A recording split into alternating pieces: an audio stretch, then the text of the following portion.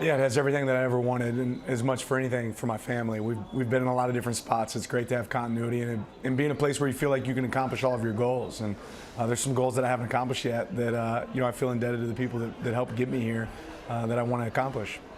A lot to be proud of with this program since you took over. What makes you most proud? Yeah, just the players, the men. You saw a group of guys, several of which got to go on to the NFL, and they're living out their dreams and aspirations. But the way they put it on the field every single week, and more importantly, the way they conduct themselves off the field, it's a group that I'm really proud of.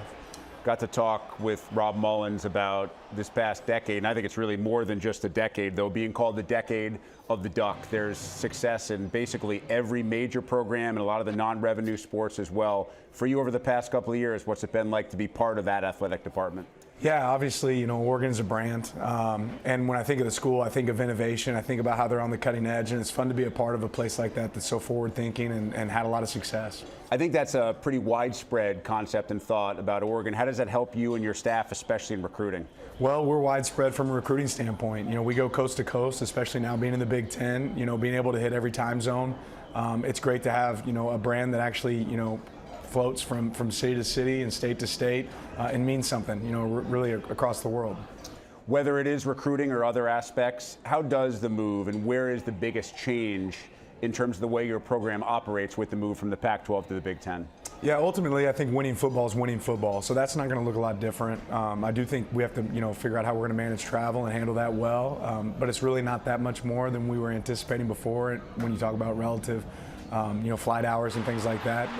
But it's a conference that's really strong, so it's going to be a fun challenge for us week in and week out to go out there and play. Any specific road trips that you're truly looking forward to over the next couple of years? I got to give you coach speak here. We're really excited about Idaho, game 1. So no, there's some unbelievable venues that I haven't got to be in as a coach or a player. So yeah, we're definitely excited about seeing some of those. Yeah, Idaho is always a good place to be in September, right? That's right.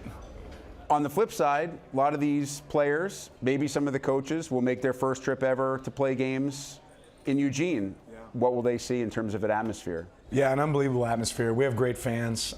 They make the experience unique. There's some things that happen at Autzen Stadium that don't happen anywhere else in the world. So whether it's shout after the third quarter or just the tailgating atmosphere, everything that exists there, I think it'll be really special.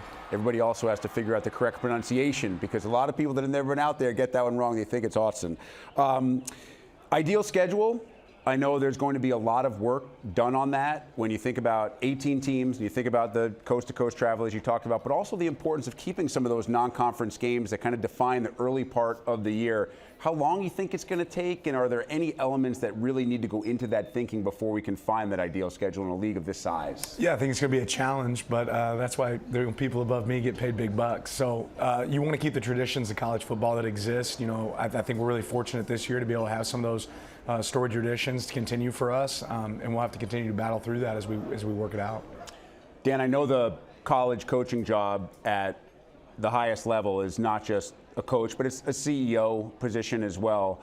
How much are you keeping kind of your thumb on what's happening right now, litigation in terms of revenue sharing, NIL, transfer portal, and how that affects the job that you have to do and get your players ready for each week? Yeah, I think it's a challenge, but we have great admin here. It's something that I always want to be aware of and be a part of. But the best thing I can do is be great for our players right here at Oregon and focus on the things that I can do that impact our play and our success on and off the field.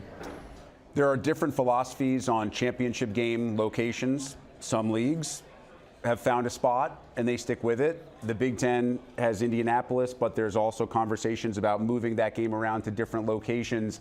Are you on one side of that argument or the other? I don't know if I've done a deep dive into it yet, but I think it's something you have to explore when you talk about 18 teams and the variety of places that we line up.